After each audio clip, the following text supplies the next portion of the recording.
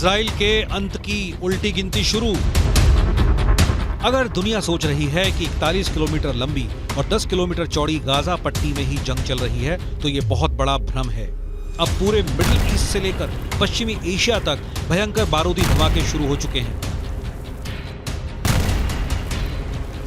Israel Gaza से लेकर Lebanon तक और लेबनान से लेकर सीरिया तक 6 फ्रंट पर जंग करने का दावा कर रहा है, जबकि हमास, हिजबुल्लाह और अब ईरान दावा कर रहे हैं कि उनके लड़ाके इजराइल से तब तक जंग करेंगे जब तक कि इजराइल का वजूद खत्म नहीं हो जाता।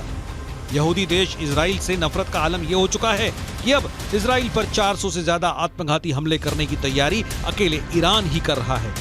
ईरान ऐसा क्यों कर रहा है, इसे जरा समझ लीजिए। ईरान के दावों के मुताबिक इस्लामिक रिवॉल्यूशनरी गार्ड कॉर्प्स के ब्रिगेडियर जनरल सैयद रजी मोसावी को इजराइल ने सीरिया में मार डाला है। दावों के मुताबिक मोसावी को हवाई हमले में इजराइल ने मारा है। इधर मिडिल ईस्ट से जुड़े जानकारों के मुताबिक ईरान के ब्रिगेडियर जनरल सैयद रजी मोसावा के मारे जाने से पूरे मिडिल ईस्ट और पश्चिम एशिया में बहुत बड़ी जंग शुरू होने वाली है। ब्रिगेडियर जनरल की मौत, ईरान का बारूदी बदला। ईरान के राष्ट्रपति इब्राहिम रईसी ने साफ कहा कि सीरिया में हवाई हमले में ब्रिगेडियर जनरल रजी मोसावी को मारने के लिए इजराइल को भारी कीमत चुकानी पड़ेगी। ईरानी राष्ट्रपति ने साफ कहा, बिना कोई शक के ये कार्रवाई क्षेत्र में कब्जा करने वाले ज़ायोनी शासन यानी इजराइल की हताशा, असहायता और अक्षमता का एक और संकेत है। ईरानी कमांडर सैयद रजी मोसावा की सीरिया में हत्या के बाद पूरे ईरान में जबरदस्त आक्रोश है।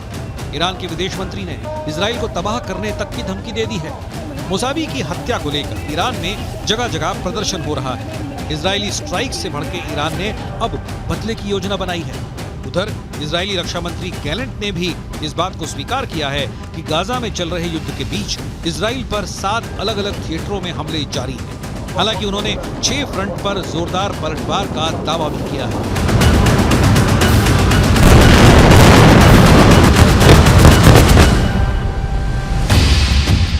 अब सवाल उठता है, आखिर इजराइल ने सीरिया में घुसकर ईरानी कमांडर ब्रिगेडियर जनरल सैयद रजी मोसावी को क्यों मार डाला? आइए कुछ और खास जानकारी भी आपसे साझा करते हैं। दरअसल ब्रिगेडियर जनरल सैयद रजी मोसावी की मौत से ईरान बुरी तरह से बौखला गया। ये पूरी डिटेल देखिए, इस वक्त आपके सामने मौजूद है। ईरान ने धमकी दी कि इजराइल के अंत की उल्टी जो गिनती है वो अब शुरू हो चुकी है। साथ ही साथ हम आपको बताने जा रहे हैं कि कैसे सीरिया के उत्तरी पूर्वी दमिश्क में IRGC के ब्रिगेडियर जनरल रजी मोसावी को मारा गया। और ईरानी मीडिया की खबर यहां पर क्या कहती है? ईरानी मीडिया की खबरों के मुताबिक ब्रिगेडियर जनरल मोसावी दोपहर 2 बजे तक ईरानी दूतावास में मौजूद थे। दूतावास दोपहर करीब 1 बजे घर में धमाका होता है और बगीचे में जाकर लाश गिर जाती है। जी हां, दोपहर 3 बजे का वो वक्त था जब ब्रिगेडियर जनरल मोसावी घर पहुंचे। घर पहुंचने के बाद ठीक उसी वक्त ईरानी दावों के मुताबिक इजराइल की 3 मिसाइलों ने ब्रिगेडियर जनरल सैयद रजी मोसावी के घर को कुछ इस तरह से उड़ा दिया। और इसके बाद आपको ये बताते हैं हुआ क्या। चश्मदीदों ने जो देखा उसके मुताबिक अब आपको बता रहे हैं। इजरायली मिसाइलों का धमाका इतना जोरदार था, इतना जबरदस्त और खौफनाक था कि ब्रिगेडियर जनरल सैयद रजी मोसावी का शव जो है वो घर से उछलकर कुछ इस तरह से बगीचे में जा गिरा। सोचकर ही रोंगटे खड़े हो जाते हैं, दहशत भर जाती है और उनका पूरा घर देखिए किस तरह से तबाह यहां पर हो जाता है। हम बात कर रहे हैं उत्तर पूर्वी दमिश्क सीरिया। दोपहर 3 बजे और घर में धमाका होता है और लाश जो है वो बगीचे में गिर जाती है।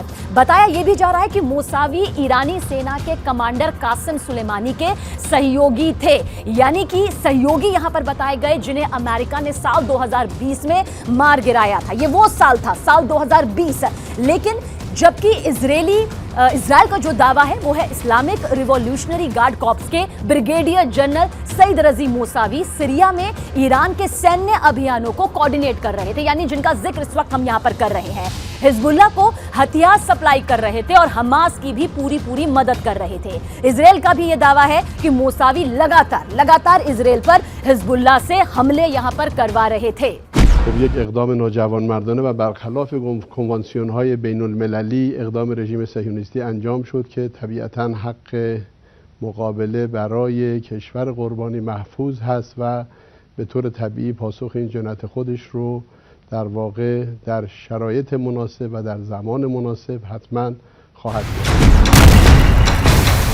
कुछ दावों के मुताबिक ईरान ने अपने कमांडर मोसावी की हत्या का बदला लेने के लिए इजराइल के खिलाफ एक खतरनाक प्लान बनाया है।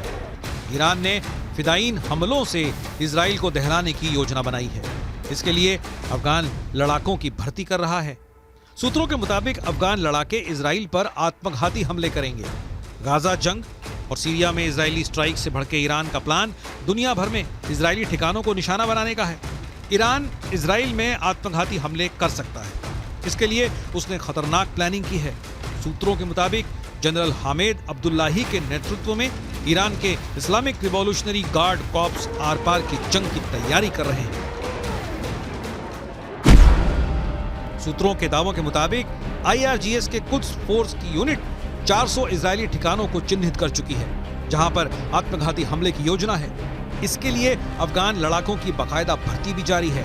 अपने समर्थक समूहों के खिलाफ इजराइल और अमेरिकी स्ट्राइक से बौखलाए ईरान ने आक्रामक रुख अख्तियार कर लिया है।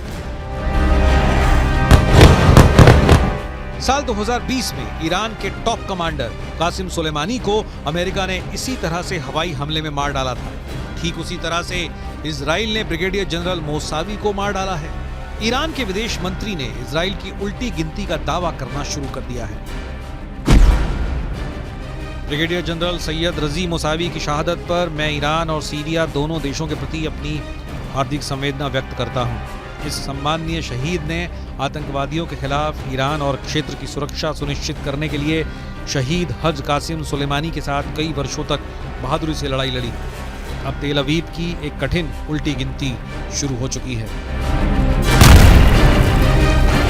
गाजा में भले ही इजरायली सेना ने बढ़त बना रखी हो, लेकिन इजराइल के पीएम नेतन्याहू को भी मानना पड़ा कि गाजा युद्ध में इजरायली सैनिक काफी संख्या में मारे गए हैं, जो हालात को और बदतर बना रहे हैं। ये हालात अब मिडिल ईस्ट से लेकर पश्चिमी एशिया तक खराब हो चुके हैं, क्योंकि हूथी और ईरान समर्थित कताइब हिजबुल्लाह लड़ाकों ने इजराइल और अमेरिकी सैन्य अड्डों पर एक साथ हमले शुरू कर दिए हैं।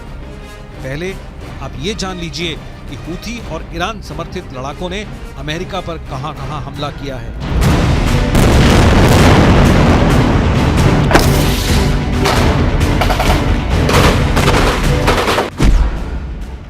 अमेरिका ने यह तो नहीं बताया कि ईरान समर्थित लड़ाकों ने अमेरिकी सेना पर कब हमला किया था, लेकिन यह जरूर बताया कि उत्तरी इराक में मौजूद अमेरिका के एरबिल एयरबेस पर ड्रोन से हमला किया गया था। अमेरिकी रक्षा सचिव लॉयड ऑस्टिन के मुताबिक इराक में अमेरिका सैनिकों पर यह हमला ईरान समर्थित कताइब हिजबुल्लाह के लड़ाकों ने किया था। इराक में ईरान समर्थित कताइब हिजबुल्लाह के लड़ाकों के इस हमले में वैसे तो कई अमेरिकी सैनिक घायल हुए, लेकिन 3 सैनिक बेहद गंभीर रूप से घायल हैं। कताइब हिजबुल्लाह ने अमेरिकी सैनिकों पर ड्रोन से हमले कैसे किए, इसकी जानकारी नहीं दी गई और न ही घायल अमेरिकी सैनिकों के नाम बताए गए।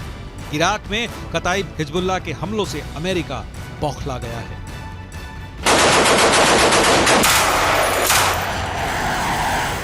मिडिल ईस्ट से लेकर पश्चिम एशिया तक इजराइल और अमेरिकी सैन्य ठिकानों पर हो रहे हमले साबित कर रहे हैं कि ईरान रूस की शह पर अब जंग में खुलकर कूदने लगा है। हूथी चुन चुनकर समंदर में इजराइल और अमेरिकी जहाजों और टैंकरों पर हमले कर रहा है। यही वजह है कि अब अमेरिका ने ईरान के कताइब हिजबुल्लाह के लड़ाकों पर ऐसा भीषण हमला किया है, जिसकी वजह पश्चिम एशिया में जंग तेज होने के दावे किए जाने लगे हैं। हम आपको बताते हैं कि अमेरिका ने ईरान के कताइब हिजबुल्लाह लड़ाकों पर जोरदार एयर स्ट्राइक की है। जरा देखिए कैसे। अमेरिकी रक्षा सचिव लॉयड ऑस्टिन के मुताबिक अमेरिकी सेना ने ईरान समर्थित कताइब हिजबुल्लाह पर भीषण हवाई हमले किए हैं। कताइब हिजबुल्लाह पर अमेरिका ने ये हमले इराक और सीरिया में किए हैं। सोमवार यानी 25 दिसंबर को अमेरिकी सेना ने कताइब हिजबुल्लाह पर हमला किया था।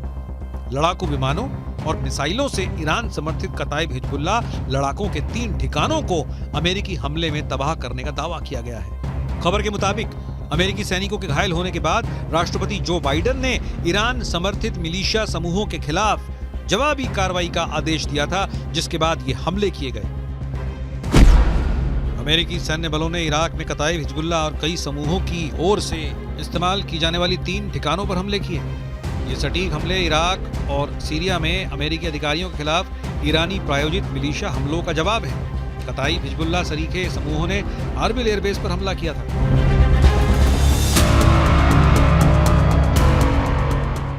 इजराइल और अमेरिका इस वक्त मिडिल ईस्ट और पश्चिमी एशिया में डबल युद्ध से जूझ रहे हैं। पीएम नेतन्याहू को लग रहा था कि हमास युद्ध विराम इजराइल की शर्तों पर जरूर करेगा, लेकिन अब खबर आ रही है कि हमास के टॉप कमांडर्स ने साफ दावा कर दिया है कि हमास सीज फायर नहीं करेगा और न ही कोई समझौता। वो आखिरी दम तक जंग करेगा। गाजा पट्टी में इस वक्त उत्तरी गाजा से ज्यादा भीषण जंग दक्षिणी गाजा में चल रही है। हालात ये हो गए हैं कि इजराइल और हमास की जंग थमने की एक और उम्मीद को बड़ा झटका लगा है। 24 दिसंबर को इजरायली मीडिया रिपोर्ट्स में दावा किया गया कि हमास और इस्लामिक जिहाद आतंकी संगठनों ने इजिप्ट या कहें मिस्र के उस प्रस्ताव को ठुकरा दिया है जिसमें कहा गया था कि अगर ये दोनों संगठन गाजा की हुकूमत किसी तीसरी ताकत को सौंप देते हैं तो इजराइल परमानेंट सीज फायर कर देगा। लेकिन हमास के टॉप कमांडर्स ने इस प्रस्ताव को पूरी तरह से खारिज कर दिया है। हम आपको हमास नेता यहिया सिनवार का वो दावा दिखाने जा रहे हैं जिसमें इजराइल सेना को भारी नुकसान का दावा किया गया है। हमास के कसाई का दावा, मार दिए 1500 इजरायली सैनिक।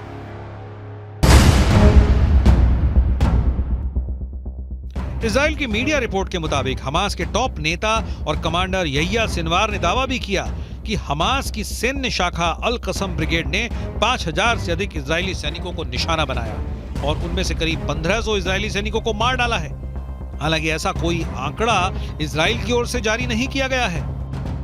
हमास नेता सिनवार ने इजरायली सैन्य उपकरणों को नष्ट करने की संख्या के बारे में भी बढ़ा चढ़ाकर दावा करते हुए कहा कि हमास ने 750 इजरायली सैन्य वाहनों को तबाह कर दिया है।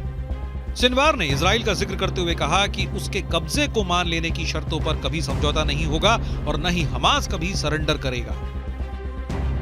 दूसरी तरफ इजराइल के प्रधानमंत्री बेंजामिन नेतन्याहू ने गाजा का दौरा किया है और साफ शब्दों में कहा कि हम फिर साफ कर देना चाहते हैं कि इजरायली सेना इस जंग को तब तक बंद नहीं करेगी जब तक वो गाजा में मौजूद हर आतंकी संगठन का कब्जा खत्म नहीं कर देती। אמש שוחחתי שוב עם הנשיא ביידן.